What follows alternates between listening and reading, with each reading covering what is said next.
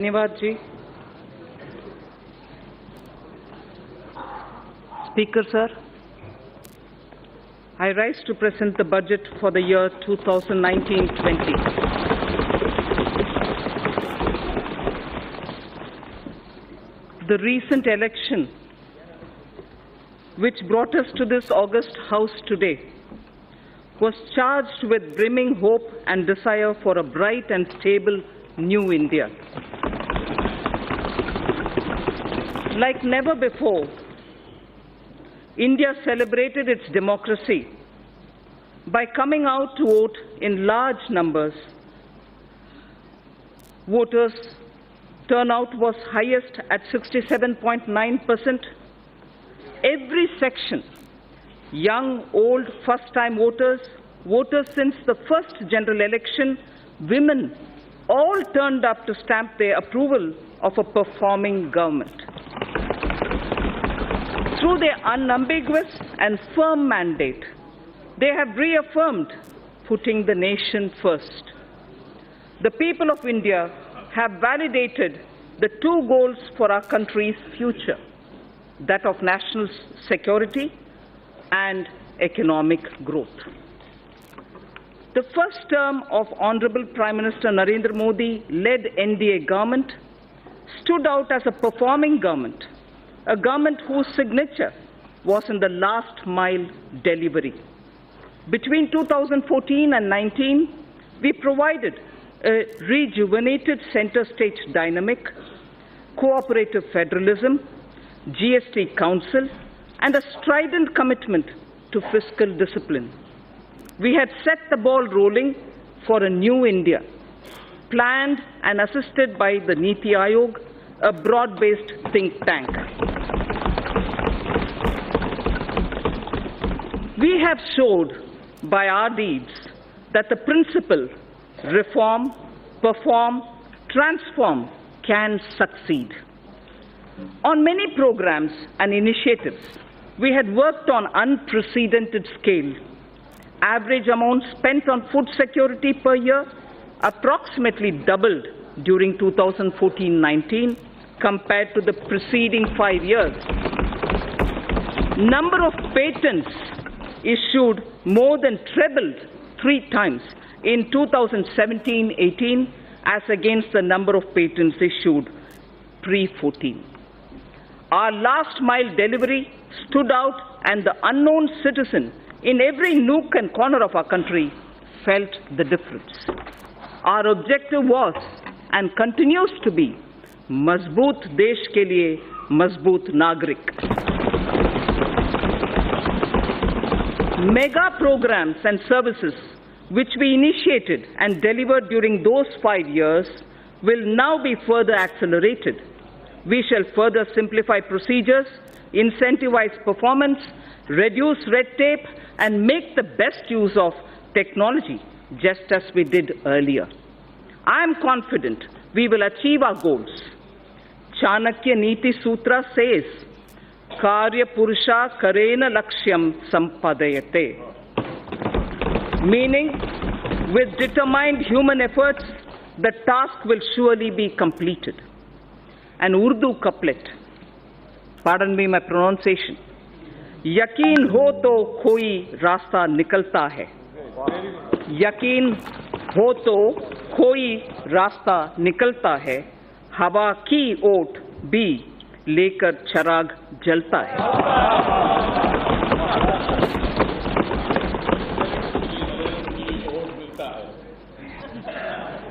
Vision for the decade. Our economy was at approximately $1.85 trillion when we formed the government in 2014. Within 5 years, it has reached $2.7 trillion.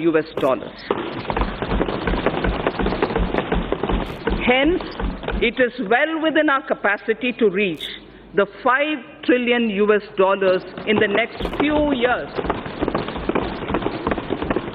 In the interim budget of 2019-20 presented in February 2019, we gave ourselves a vision for the decade.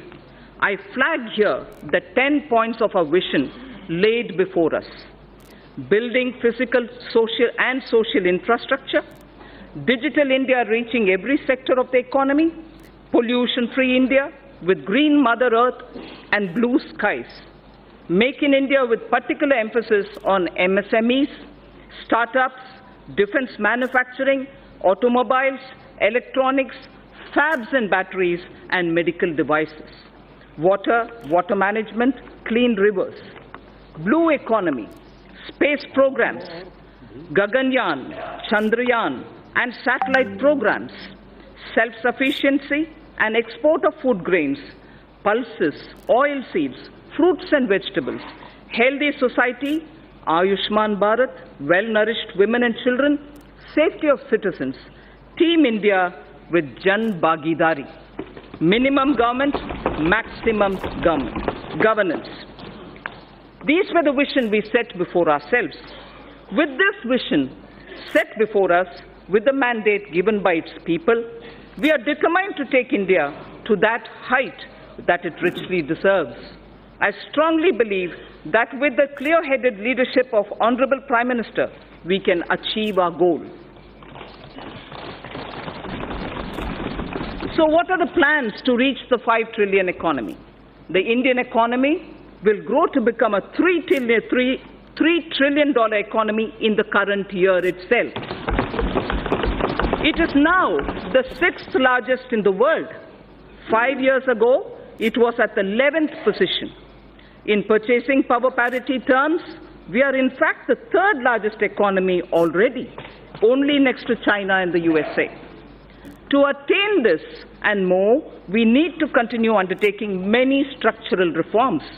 In the last 5 years, we saw many big reforms, in particular, indirect taxation, bankruptcy, and real estate.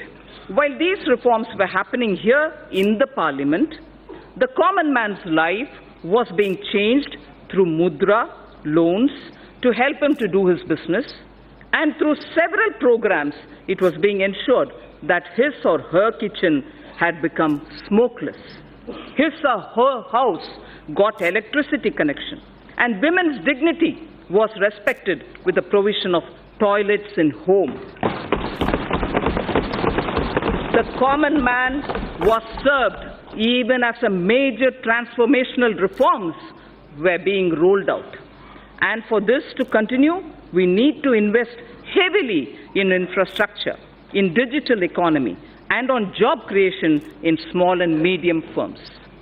Respected Speaker, sir, it took us over 55 years for the Indian economy to reach $1 trillion. But when the country and her people's hearts are filled with Asha, Vishwas, and Akanksha, that is, when the hearts are filled with hope, trust and aspirations, we, in just 5 years, added $1 trillion.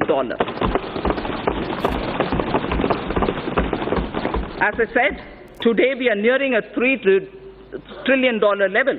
So when we aspire to reach a $5 trillion level, many wonder if it's possible. If we can appreciate our citizens' purusharth or their goals of human spirit or pursuit, filled with the inherent desire to progress, led by the dedicated leadership present in this House, the target is eminently achievable. All of India's private sector industries,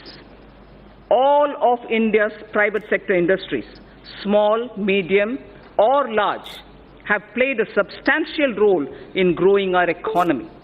I recall the words of an eminent industry leader who said that his company's growth has always aligned itself with India's growth, before and post-independence. So if before independence, India Inc. understood Swadeshi, today they understand Make in India. We do not look down upon legitimate profit earning. Gone are the days of policy paralysis and license quota control regimes. India Inc. are India's job creators. They are the nation's wealth creators.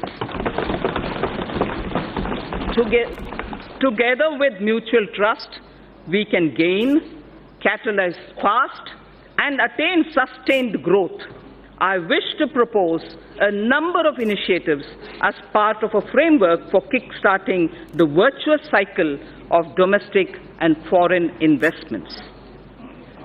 Connectivity is the lifeblood of our economy.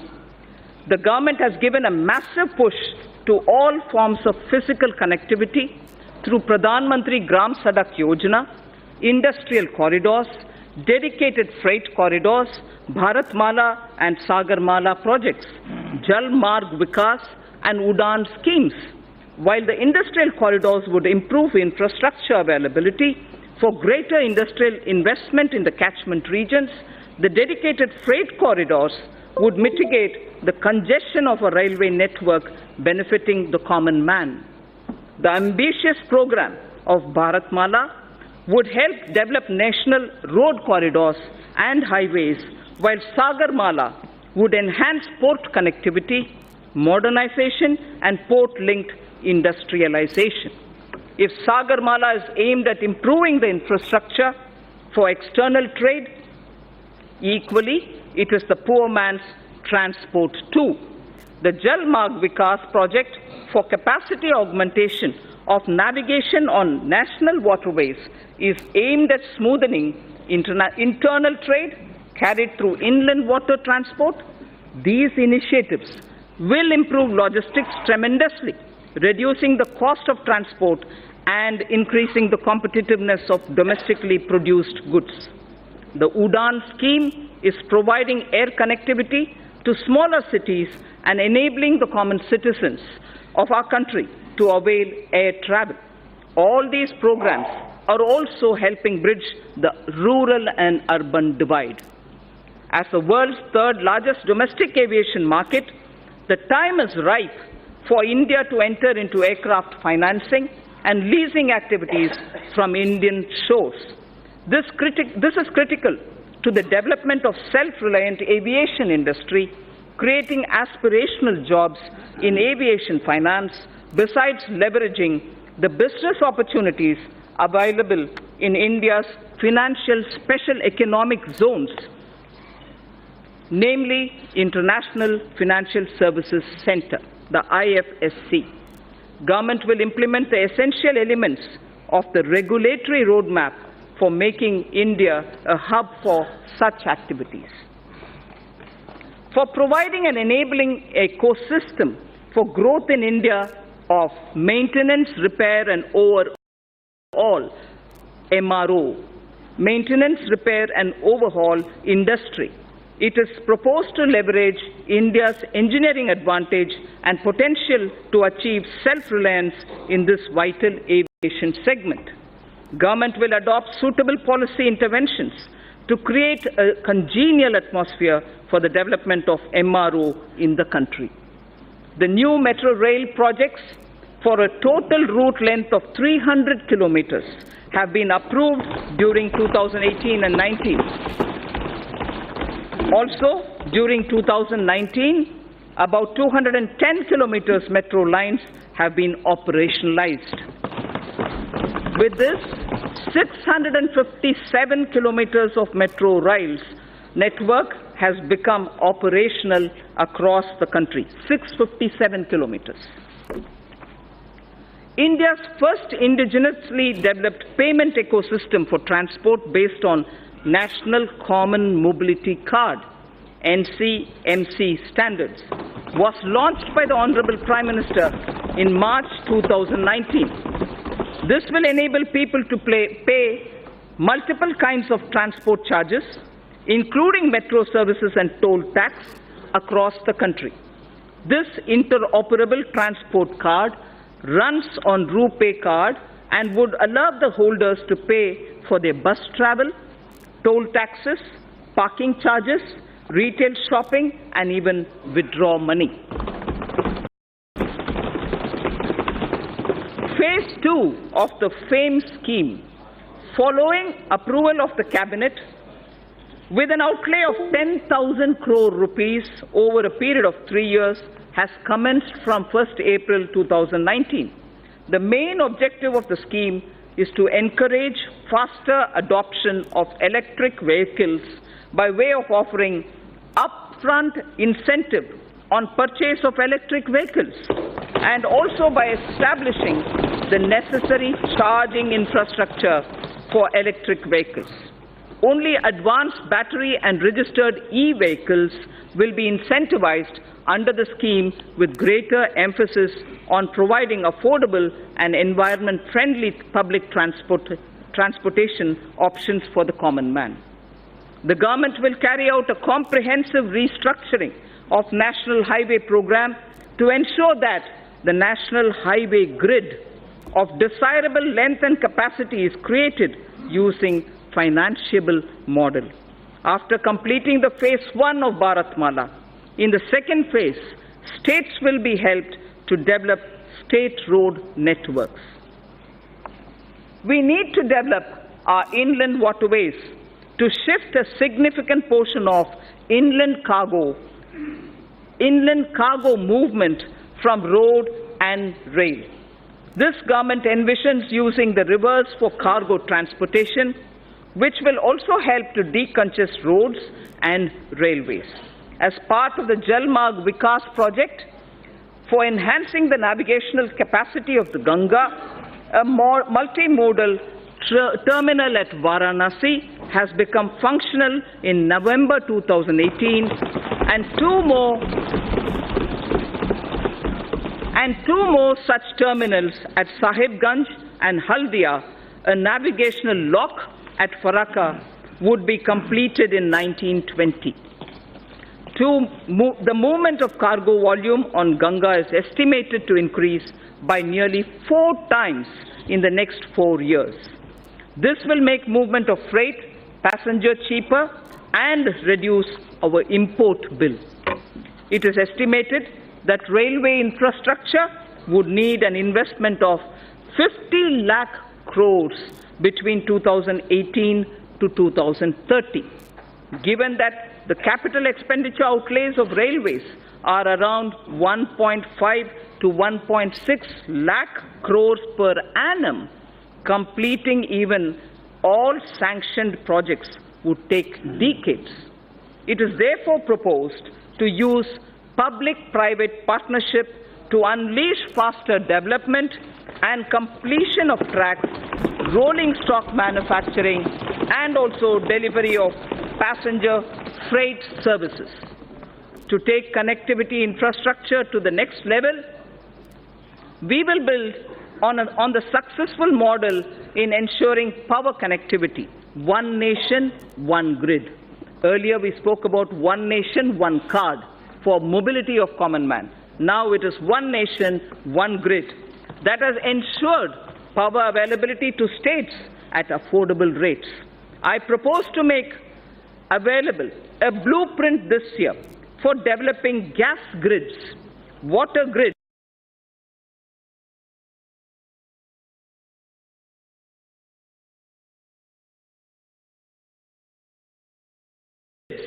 highways and regional airports.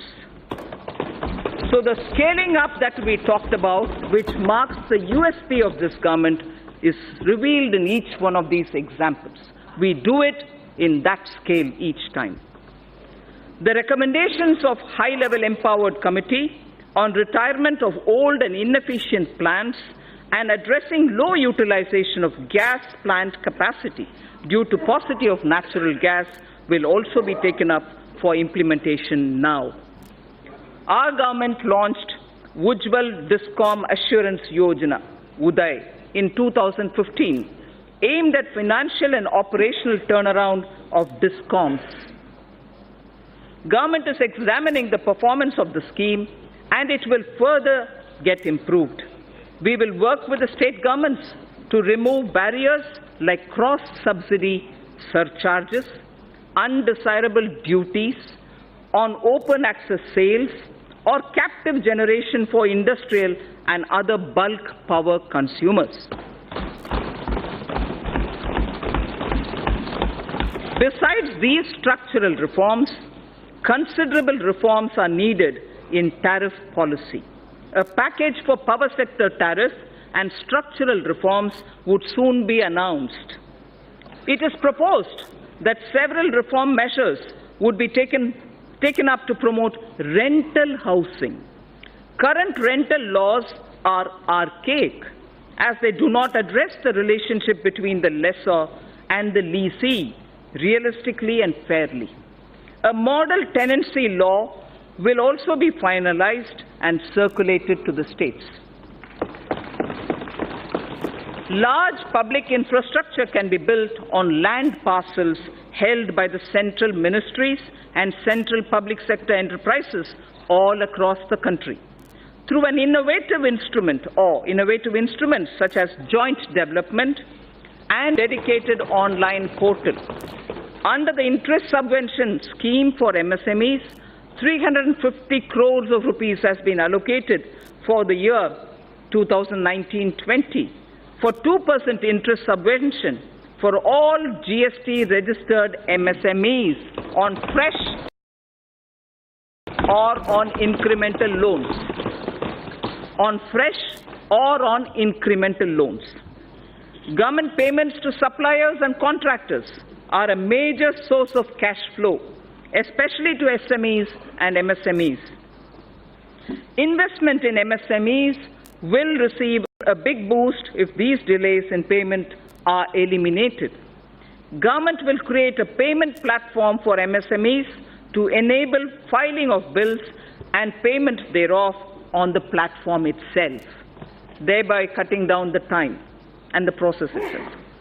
Encouraged by the overwhelming response, the Government of India has decided to extend the pension benefit to about 3 crore retail traders and shopkeepers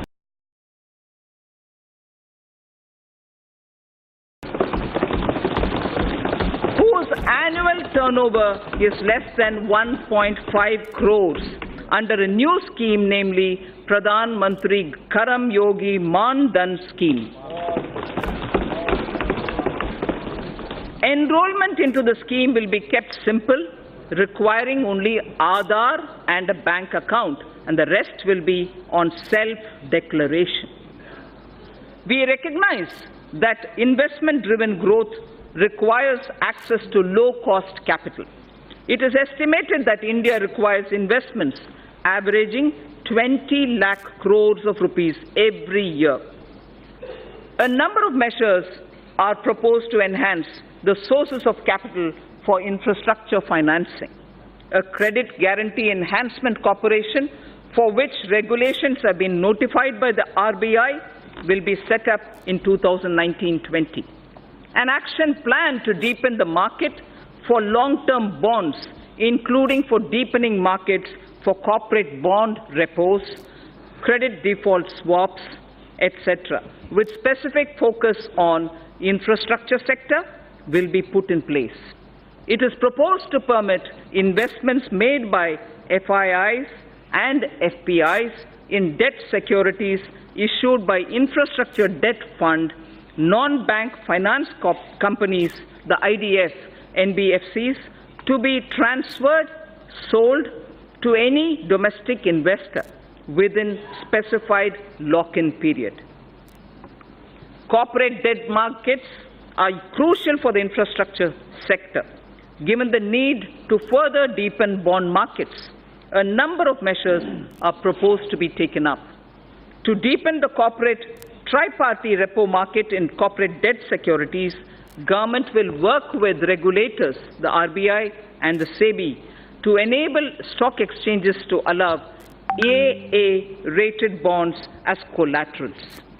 User-friendliness of trading platforms for corporate bonds will be reviewed, including issues arising out of capping of International Security Identification Number, the ISIN. It's right time to consider increasing minimum public shareholding in the listed companies.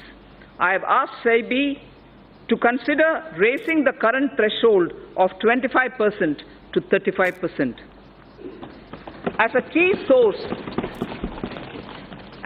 source of capital to the Indian economy, it is important to ensure a harmonized and hassle-free investment experience for foreign portfolio investors.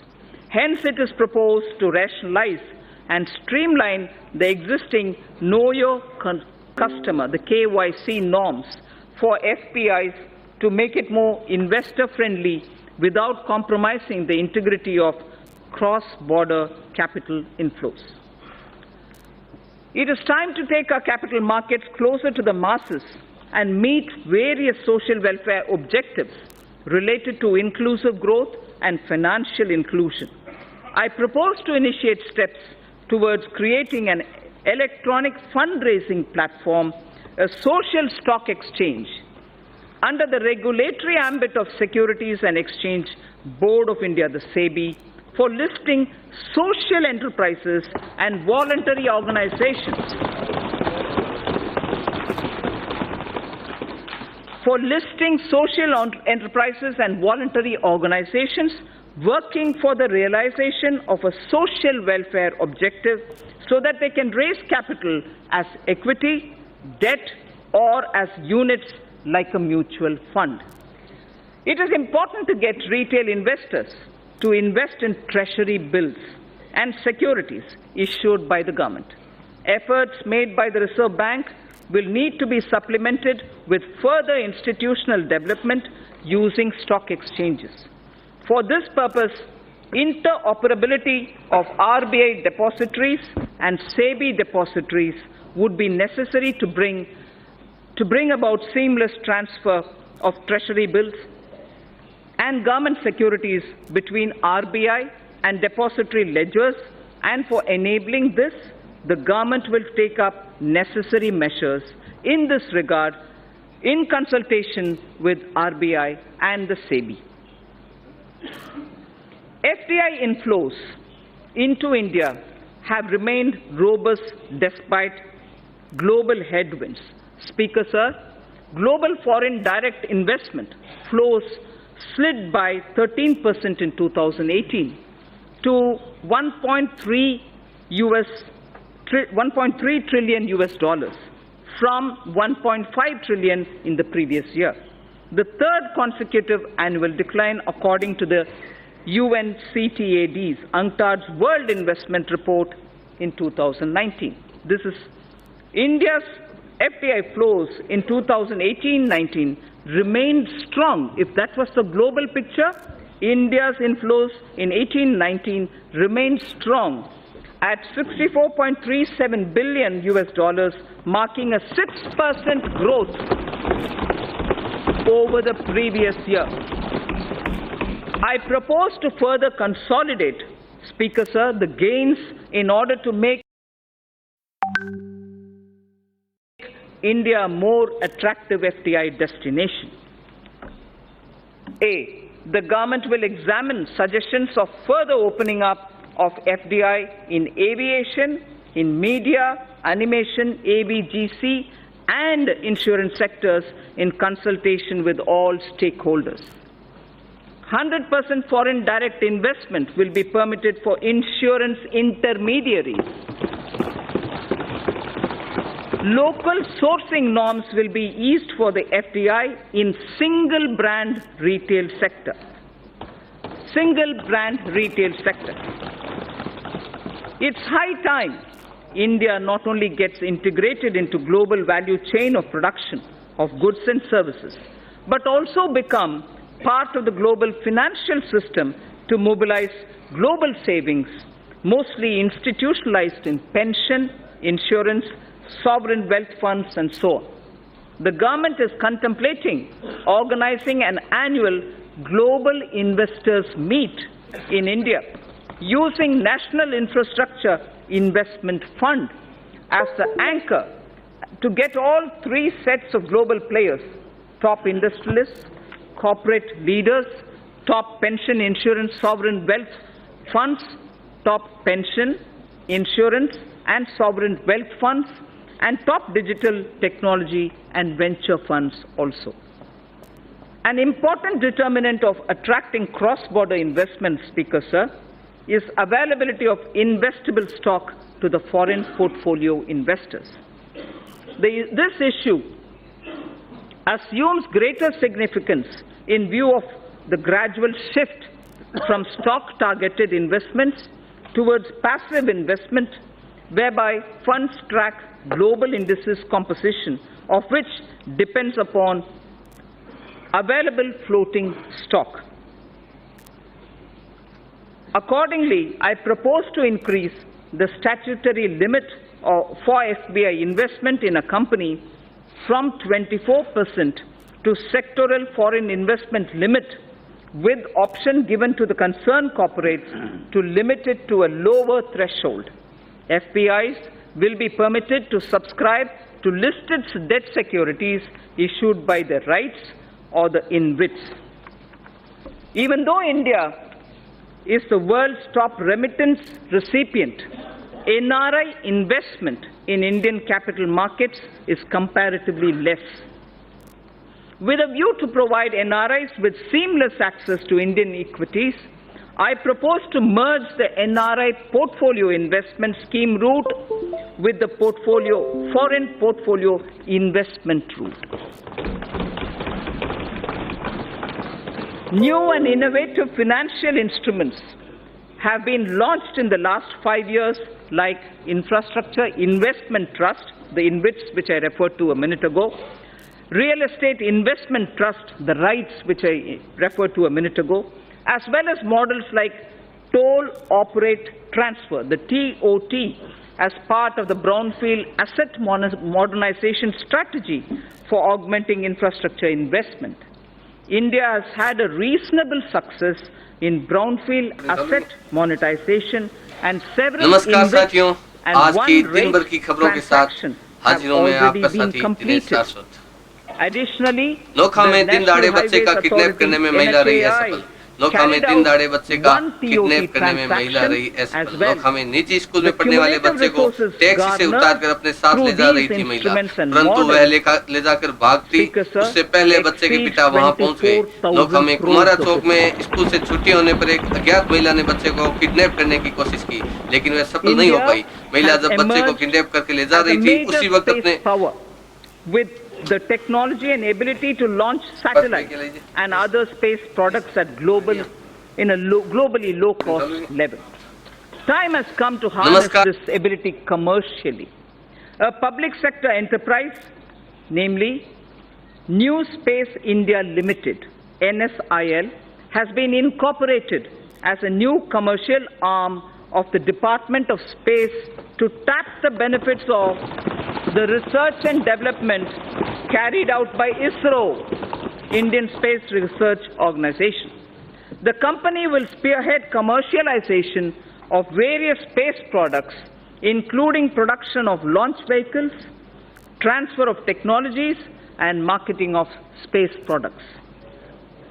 Sir, I've all the while spoken about the various means through which we can, at a macro level, reaching the $5 trillion target. Now, I would just confine myself to talking about Gramin Bharat, the rural India, the various steps which we'll take towards strengthening our economy. Mahatma Gandhi had said, the soul of India lives in its villages.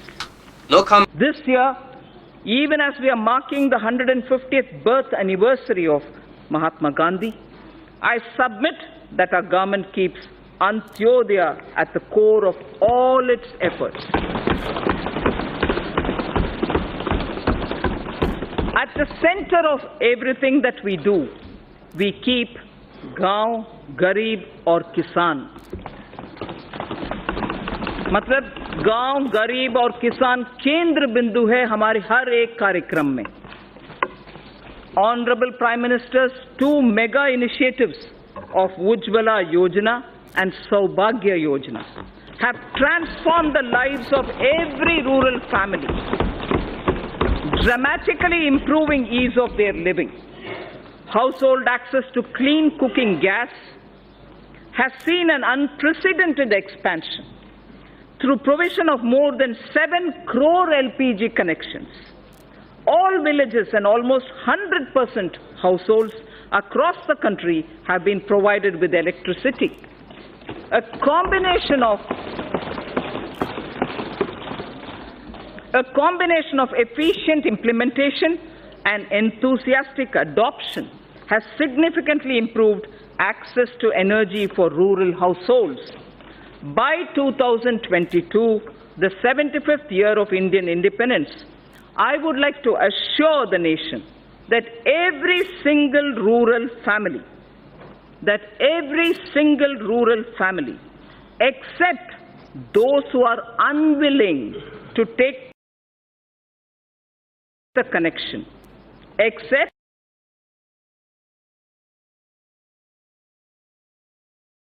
Speaker, sir, it's important to understand.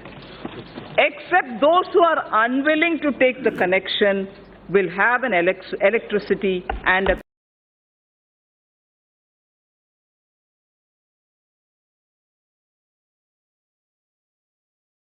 clean cooking facility